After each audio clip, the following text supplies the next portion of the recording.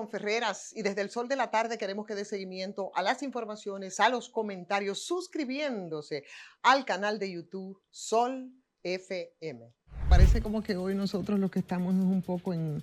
revisión de lo que fueron, sobre todo a partir de lo que entendemos debe ser las perspectivas, ¿no?, de cambio y sobre todo el compromiso de cambio del presidente Luis Abinader, 100 días que se cumplen y 3 años y tanto, ¿verdad?, que tendremos por delante. Y decíamos fuera del aire, yo hacía un ejercicio en algún momento, precisamente a partir de lo que sería esa segunda gestión del presidente Luis Abinader, que a pesar de las adversidades y a pesar de todas las circunstancias, esa ilusión del cambio para fortalecer por lo menos institucionalmente o para la fortalecimiento de la institucionalidad democrática y una mayor equidad económica, social, la pobreza. Yo no sé hasta dónde eso pudo haber prevalecido, porque eso obligaba definitivamente a las nuevas autoridades a hacer una especie de reingeniería del Estado para poder mantener la confianza de la población respecto a ese discurso mientras se superaba una crisis que indiscutiblemente en su primer periodo había encontrado el presidente Luis Abinader. Y fue el propio presidente quien había reconocido que venía a administrar una crisis. Por supuesto que sí, y en esa dirección avanzó, y avanzó con una serie de disposiciones que procuraban regenerar el Estado y que incluía incluso la supresión de muchísimos organismos que eran inoperantes y una batida a la corrupción, a la impunidad. Pero paradójicamente ese grito y esa proclama del presidente Luis Abinader posteriormente se vio muy empañado y se vio empañado con hechos muy emblemáticos que vinculaban incluso a actos de corrupción a colaboradores importantes de la campaña del presidente que ya se habían montado en el tren gubernamental. Eso pasó en el primer periodo y esas expectativas de discurso inaugural del presidente que a todos nos convocó, recién asumiendo su gestión, se enfocaban en el anuncio de un programa que era un programa bastante ambicioso, de las reformas de las que siempre Fafa Taveras habla aquí, que privilegiaba efectivamente el combate al tema de la pandemia, la reanudación de las actividades económicas, pero las limitaciones financieras habían sido advertidas muchos años antes por organismos incluso financieros internacionales. Finalmente, señores, nosotros agotamos una primera etapa y una primera gestión, pero ¿qué prometió el presidente? ¿Qué no cumplió el presidente Luis Abinader cuando agotó su primer gestión de gobierno respecto a ese paquete de reformas que se supone que pretendían consolidar todo ese proceso democrático, mejorar la calidad de vida de la gente?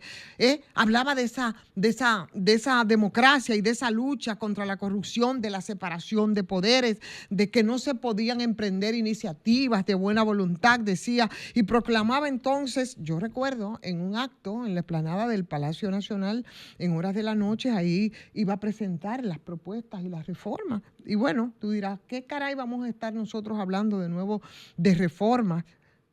Hubo una resistencia brutal en principio de los principales partidos de oposición. Y hubo una resistencia de grupos empresariales respecto a esa proclama. Sin embargo, todavía creíamos que ese discurso del presidente respecto a los cambios que tenían que hacer, donde eran, determinante la aplicación de esas reformas que eran 12, y cuando tú haces una mirada retrospectiva, por lo que el mandatario había dicho, obligaba a revisar qué es lo que había pasado con esas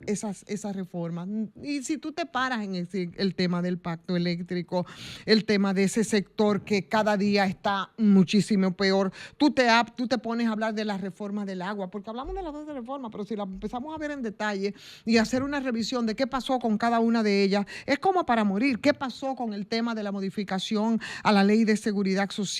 No, una angustiosa pasarela que empezó como a caminar en paralelo, ¿no?, respecto a estas reformas. Y la verdad, yo había dicho que iba a ser bastante complicado. Iba a ser bastante complicado porque se estaba claro en los cambios que tenían que producirse, y eso iba a ser importante para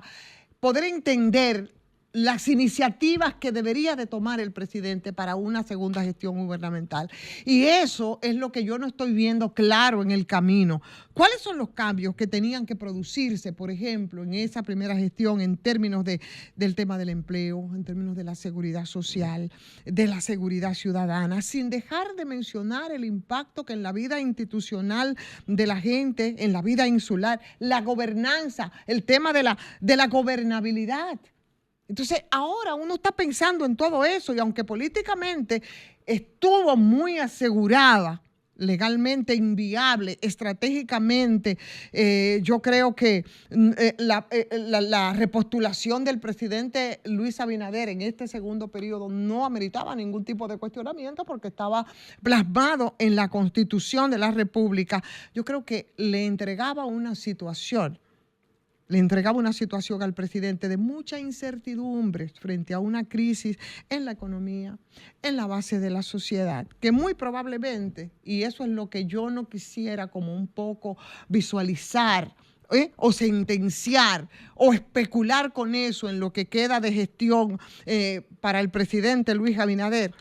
probablemente eso podría presionar a todos los estertores y podría incluso complicar la gobernanza, abrir análisis a nuevos estudios, a la posibilidad de problemas incluso de que podíamos pensar de problemas de gobernabilidad en medio de la confirmación de la crisis del liderazgo que tenemos nosotros a nivel nacional. Me espanta. Pero la verdad es que por el curso que llevan los acontecimientos y por el balance que tú puedes hacer respecto a lo que fue el primer periodo, las promesas hechas, las expectativas de la gente y viendo de manera individual todos y cada uno de los puntos en donde se encuentran respecto a lo que ocurría en 2020, los desafíos, qué se me está diciendo ahora y por supuesto eso que yo hablo de esos estertores sociales que podrían detonarse, porque si no, señores, olvidemos lo que fue el segundo periodo de Danilo Medina en 2017, que asumió en mayo